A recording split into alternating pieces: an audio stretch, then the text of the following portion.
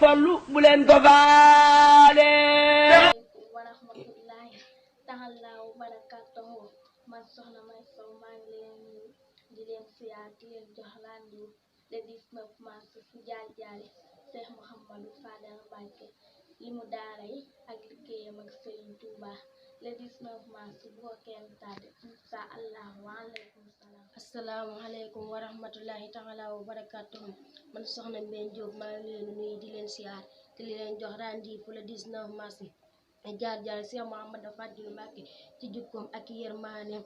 le 19 mars bu ko kenn tardé insha Allah. asalaamaaleykum wa rahmatullahi taala wa barakatuhu man soxna Mame Diarra Cissé maa ngi leen nuyu di leen siyaar di leen jox rendez-vous le 19 mars ci jaar jaar Cheikh Mouhamadou Fadil Mbacké ak jaar jaar soxna Awa Bousso ak màggalu Kazu Rajab le 19 mars bu ko kenn tardé. asalaamaaleykum wa rahmatullahi wa taala wa barakatuh man soxna May Sow maa ngi leen nuyu di leen ziar di leen jox rendez-vous le 19 mars ci jaar jaar Cheikh Mouhamadou Fadil Mbacké ci liggéeyu jumaa ji le 19 mars bu ko kenn tardé.